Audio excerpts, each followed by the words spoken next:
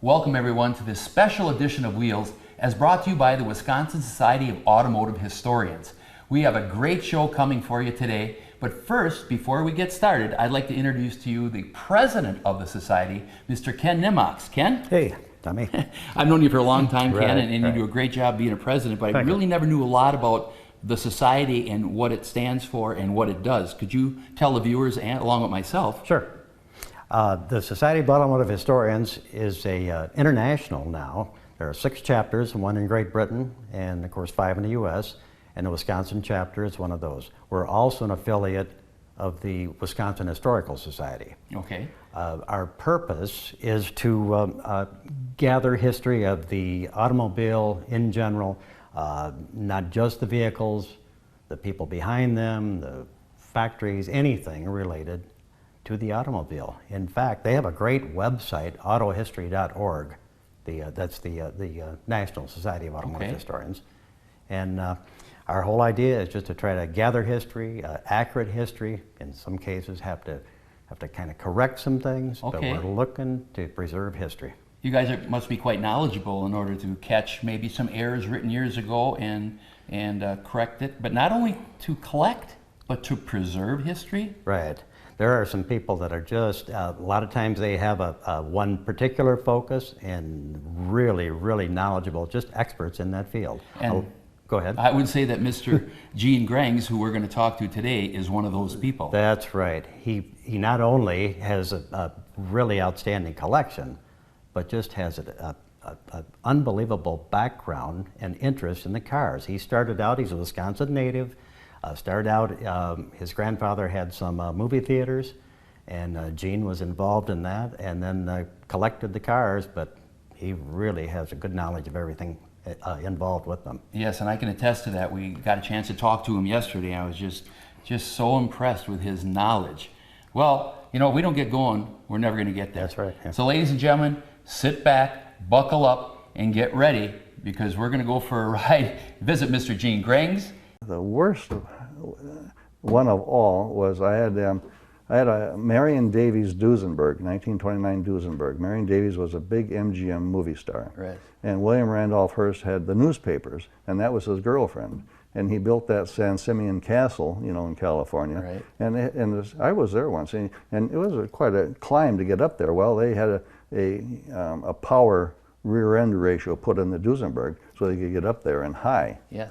Well, anyway, I bought the car from Joe Kaufman, who was the guru, I think he might still be alive, over in Manitowoc, and I paid $20,000 for it. Of course, that's a long time ago, and that was a lot of money. You really had to think about that. I mean, Cadillacs weren't even that much, you know. Right. And so I made a deal for it, and we did restore it. It was really in nice shape, and I had a high-speed rear end put in it. And we would drive it on the interstate down to Auburn, you know, every fall to their big reunion. Right. And it was just great. You wouldn't even think of doing that today. Well, anyway, we were building a house and needed furniture and all that, so I said, well, the car's got to go. So I tried to sell it for a year. I was trying to get $200,000 for it, but couldn't do it. Finally, I took it to an auction down in Tulsa, and there was a fella from Texas that had most of the Duesenbergs in the country. He had quite a big collection. He had shopping centers, you know. And he bought this one for like $150,000. Then I had to pay all the other expenses and everything, and so on. Well, a year ago, September, at the Auburn Corps Duesenberg Museum in Auburn, that and some other cars were put up for sale at an auction. And of course, it was sort of a deduction in a way, you know, but you still, you know, you had to give up the car. Well, the car sold for $2.9 million. Wow. Now, can we get off that subject? Let's get off that subject and let's go look at the cars. Oh, sounds good. Excellent. Okay. Are you people amazed yet at this man's memory of automotive history? It's incredible. And speaking of memory, he has so many cars that our great cameraman Daryl Brickle just told me we don't have enough memory card to get them all, but we're going to try to cover almost every one we can. Gene, your Hupmobile. I've heard of them, but know nothing about them. Well, Hupmobile was a very popular car. Some of the unique features it was one of the very first cars that had all steel construction. The running boards are steel and the doors. Otherwise, you know, there's a lot of wood in most of these cars. Another thing about this car, 1914, is that it has electric starter, electric lights, and it's the first year that Hupmobile used electric starters and generators. The first, of course, was 1912, was the Cadillac. Then everybody fell in line after that because women didn't like to crank cars, and you could break your arm if it didn't do it right, you know. Then another neat feature about this, well, it's low, you know, for its time, it's low, but it was referred to as a gentleman's speedy touring because, you know, the windshield would go down, and then you could get another 5 miles an hour out of it. You know. Oh, right, right. Yeah. So, you know, it's a very unique car. You want to push the Uga horn? That's. Well, I'd love to. Yeah. You had to have an Uga horn on the car. This was before electric ones. So this is just run by power. Just push. Excuse me. This is great. Let's take a look at another one, Gene. Okay, we'll do that. Packards. I never saw such a collection of Packards. Now, I'm from Green Bay, Wisconsin. All I hear is Packer. Yes. I come to Eau Claire and I hear Packard, and it's because of you. This car especially, number uno. Uno, yes. Okay, it's all yours. Well, I got interested in Packards, and so I started checking the Hemmings Motor News, and I found one that was going to be for sale at an auction in Omaha, Nebraska. Okay. And this was 1954, and the money was a little bit tight then. I was young, but I wanted to buy a Packard, and this one had been made into a wrecker. The rear had been opened up, and there's a big boom on it. It did have the fenders, but the doors were missing. And then they had kind of a permanent little cab built over it, which we took that off, of course. Right. Yeah, and so it came up for auction. It was, matter of fact, it was right after I got married, which was October 4. And when we got back from the honeymoon, I asked my wife, said, how'd you like to go to Omaha and visit your girlfriend? You know, she was at the Air Force Base with her husband there. Okay. Well, yeah, why? You know, I said, well, I'll go to the auction in Omaha and you can visit your girlfriend. Yeah. So that's what I did. And Joe Ruggiero was his name, and he was going through a divorce. Okay. And so he had to sell the collections. Oh, you know? Okay. And like, you know, it's like they say, it's one of the 3 Ds that causes collections to be dispersed. Okay. You got death, you got debt, and then you got divorce. Okay. And this happened to be divorce. Okay. So anyway, it looked pretty bad. It was sitting outside and everything, and I made up my mind, you should set a price, you know, when you go to an auction. So I wasn't going to pay more than $100 for it.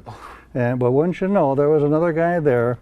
I started out at 50, then he went to 60, then 70, 80, 90, got to he said 100, and I thought, well, I'll go one more time. So I went to 105. Well, he went to 110. And I said, this is absolutely the far as I'm 115. And they said, sold. So I got it for $115. My gosh.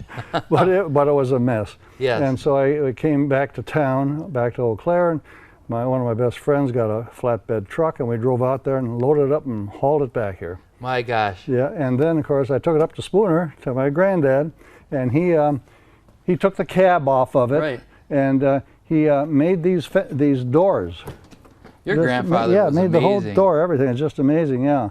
He filled in the back of the body where they had it cut out, right. And did have the fenders, and so and he did the upholstery, and did the top on it, and then I did the painting, and it was quite a long time ago. You can see it was lacquer that we used and starting to check a little bit, but it's not too bad for all that time. No. And then I rebuilt the engine myself. I used to do that in those days, you know. Yeah. And it just runs great. It's a wonderful car. Well, if it runs, could we hear you start it up? Sure. Okay. Hold on. Oh, get back.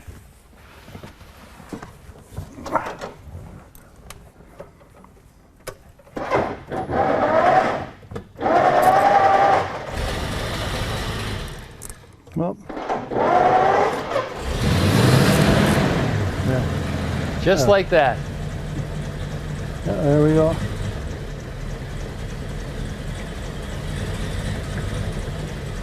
No vibration, just smooth as silk.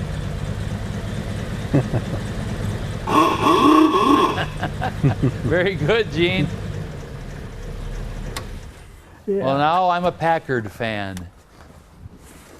Well, this led to more Packards. I guess so. Let's go see a couple more. But first, you have you got your first wife and your first Packard in the same year, and you still have them both. Right. That's a wonderful How thing. many guys can say that? Not many. Not Yes. many. What do you cherish most, though? Oh, the wife. Of course. Yeah. We didn't practice that either. He means that. I'm no dummy. Oh, no. Okay. Let's go view one of your other beautiful Packards. All right, good. Great.